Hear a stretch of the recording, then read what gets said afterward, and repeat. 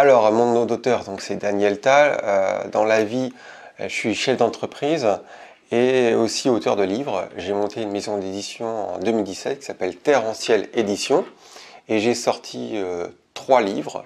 Un qui s'appelle L'homme à la tête de chat, qui est un roman philosophique. Et un deuxième qui était un recueil de poèmes, parce que j'ai un côté très artistique, je suis musicien, enfin ça va être compliqué de dire tout ce que je fais. Donc un recueil de poèmes, et aussi le dernier livre qui est sorti le 12 novembre, qui s'appelle Le pouvoir de l'intime conviction.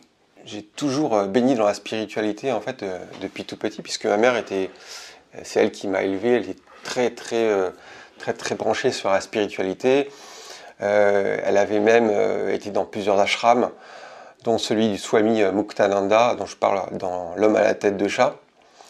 Et donc, elle m'a envoyé des codes, en fait, des signaux très tôt, très jeune dans mon enfance, dans mon adolescence. Elle avait une bibliothèque qui était remplie de livres sur l'astrologie, sur l'ésotérisme, sur la vie après la mort. Son grand sujet de prédilection, c'est ça. Elle avait des livres du genre La source noire, elle s'intéressait beaucoup au NDE, aux expériences de mort imminente, etc. Donc très vite, j'ai été plongé dans le bain. Malgré tout, dans le bain social et au lycée, moi j'ai suivi quand même un parcours qui n'était pas celui d'un moine, qui était plutôt celui de quelqu'un qui s'oriente pour faire des études d'ingénieur. Et ensuite, après le bac, j'ai tout lâché pour être musicien, parce que je me suis dit que dans la vie, il fallait faire exactement ce que j'avais envie de faire et rien d'autre. Et ça, c'est mon grand ami Rafi Ganet, que j'ai rencontré, et dont je parle aussi dans mon livre, que j'ai rencontré au lycée, qui me l'a enseigné, qui m'a permis de sortir du cadre et d'avoir une vie un peu hors des sentiers battus, en fait, voilà. Je ne vais pas aller très loin dans la mémoire, je vais prendre la plus récente, la plus haute dans la pile, qui m'est arrivée, qui rentre dans la catégorie de ce qu'on appelle les synchronicités. Je ne sais pas si c'est un terme qui te parle, mais il est très à la mode en ce moment. On voit beaucoup de vidéos là-dessus, surtout quand on s'intéresse à la spiritualité. J'ai été pour voir mon meilleur ami qui s'appelle Rafi Ganet, en Bretagne, parce que c'est un fan de vidéos et je voulais qu'il m'aide à tourner mes vidéos en fait, pour une masterclass. Et à la fin du week-end, il m'a dit qu'il pouvait pas, qu'il n'avait pas le temps, etc. Par contre, entre-temps, il m'a présenté une autre personne qui s'appelle David Fressineau, qui est en fait un producteur audiovisuel qui travaille pour l'INRES. Et en me ramenant à la gare, il me dit, tu sais quoi, c'est bizarre, mais David, en fait, il prend le même train que toi pour rentrer à Paris. Il ne devait pas parce qu'il y a eu un problème de voiture. Et finalement, moi, j'avais réservé mon train 3 semaines à l'avance. Et je me retrouve sur le quai de la gare et je vois David arriver. Et je lui dis, tiens, je le connaissais pas bien. Je lui dis, tiens, je voulais pas l'embêter dans le train, tout ça. Je voulais pas essayer de le voir exprès pour lui demander des choses parce qu'il est producteur audiovisuel. Bon, voilà. Je voulais pas lui casser les pieds, pourtant il arrive sur le quai à côté de moi, je lui dis mais qu'est-ce qui se passe en fait, on est dans le même wagon? Il fait apparemment oui, on est dans la même voiture, etc. Et on regarde dans nos téléphones respectifs, on a l'application SNCF, et en fait on a les places juste l'une à côté de l'autre. Voilà. Donc moi j'avais réservé 3 semaines à l'avance, lui il venait de le réserver en catastrophe, et il ne devait pas prendre ce train, et finalement, alors que je voulais pas l'embêter, et je savais pas trop comment l'aborder en fait, on se retrouve côte à côte, les places côte à côte. Et le pire, c'est que comme lui, il travaille pour l'INRES, tu sais, qui est la télévision qui s'intéresse aux phénomènes étranges, et qu'il interviewe toujours des personnalités comme Philippe Guillemant, etc., qui parlent que de ça, il n'a même pas trouvé ça dingue, quoi. Ça l'a juste fait rigoler, et il a dit, c'est qu'on avait des choses à se dire. Voilà. Alors là, quand on parle de rencontre, pour le coup, voilà, une anecdote qui tient à la synchronicité. Je pense que la meilleure façon d'arriver à se réaliser, à réaliser ses projets, à réaliser ses rêves, c'est d'être dans l'alignement avec le moi.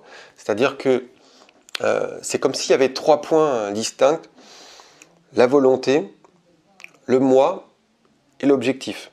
Si les 3 points sont alignés sur une même droite, là c'est mon côté mathématique qui ressort, si les 3 points sont alignés, à ce moment-là, on va réussir. Si par contre le moi est en décalage, hein. C'est-à-dire qu'on s'écarte du moi. Si on agit à côté de soi-même, eh bien, en général, on échoue. Donc, le meilleur moyen pour être dans l'alignement de soi, c'est de faire exactement ce qu'on a envie de faire.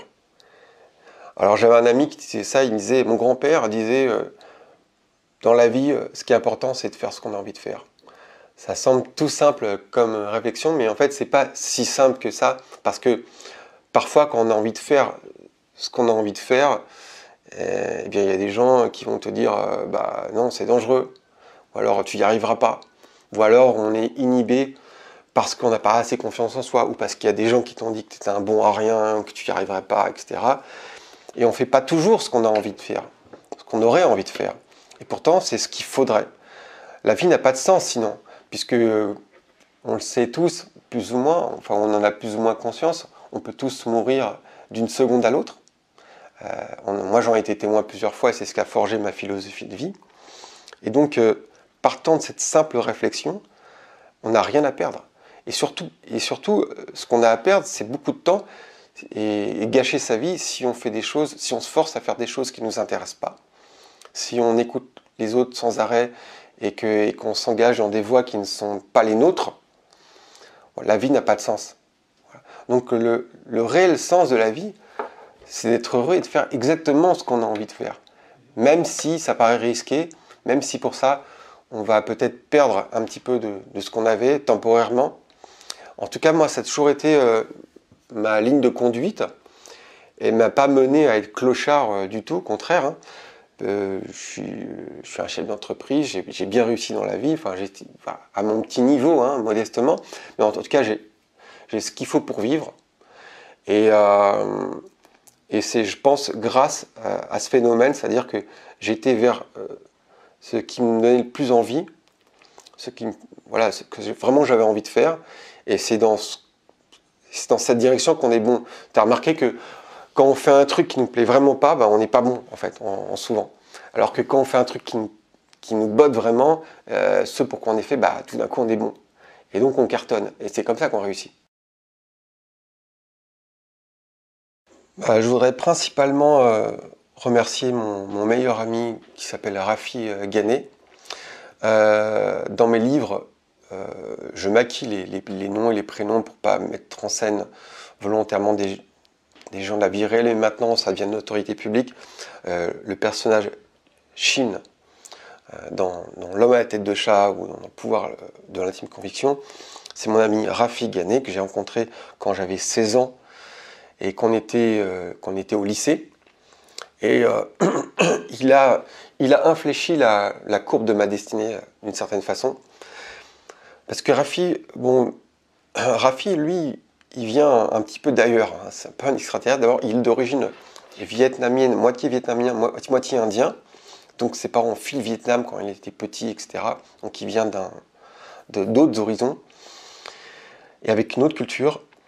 Et c'était un peu un extraterrestre au lycée avec moi. Quand j'ai rencontré, on avait l'impression qu'on était complètement décalé par rapport à notre environnement. Moi, je me sentais tout seul. Et là, on s'est rencontrés et on est devenus très amis parce que je me suis rendu compte que tu pouvais avoir un vrai ami. Et au-delà d'être un ami, ça a été un guide. Parce que lui est arrivé sur Terre avec cette conscience déjà formée de qui il était. C'est-à-dire qu'il savait exactement qui il était, ce pourquoi il était fait, et quel était le sens de la vie. C'est-à-dire, à savoir ce que je t'ai dit tout à l'heure, faire ce qu'on a envie de faire.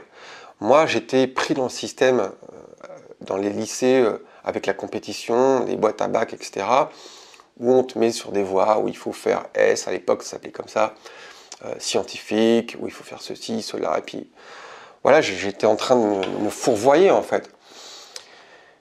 Et un jour, il m'a pris entre quatre yeux, il m'a dit, mais dis-moi en fait, Daniel, en vérité, qu'est-ce que tu as vraiment envie de faire dans la vie? Moi, je m'apprêtais à suivre une voie qui n'était pas la mienne. J'en parlerai même pas parce qu'il y a des gens qui diraient que je critique leur profession, c'est pas du tout le but. Il m'a dit, je ne suis pas ta mère, je suis pas tes parents, je ne suis pas tes profs, etc. Moi, je suis juste ton ami. Dis-moi, on est juste entre nous deux, dis-moi vraiment ce que tu as envie de faire dans la vie. Mais vraiment. Et je n'osais pas me l'avouer à moi-même, je n'osais pas le dire, je n'aurais jamais osé. J'ai dit, j'aimerais bien être guitariste. Il m'a dit, bah alors, sois guitariste. Et ça semblait dingue. Et alors, j'ai pas réussi à devenir guitariste professionnel, mais c'est en voulant l'être que j'ai fini par trouver qui j'étais et que j'ai fini par être heureux. Et ça, je lui dois, quoi. Je lui dois. Ah, donc, s'il y a vraiment une personne que je retiendrai et à qui je veux adresser tous mes remerciements, c'est à mon meilleur ami, à Rafi. Rafi Ganet. Donc lui, il est devenu grand maître d'arts martiaux. C'est un des plus grands maîtres d'arts martiaux au monde en Wing Chun. Donc maintenant, il a beaucoup d'élèves, il est connu même à l'international. Donc il y a une page Facebook, etc.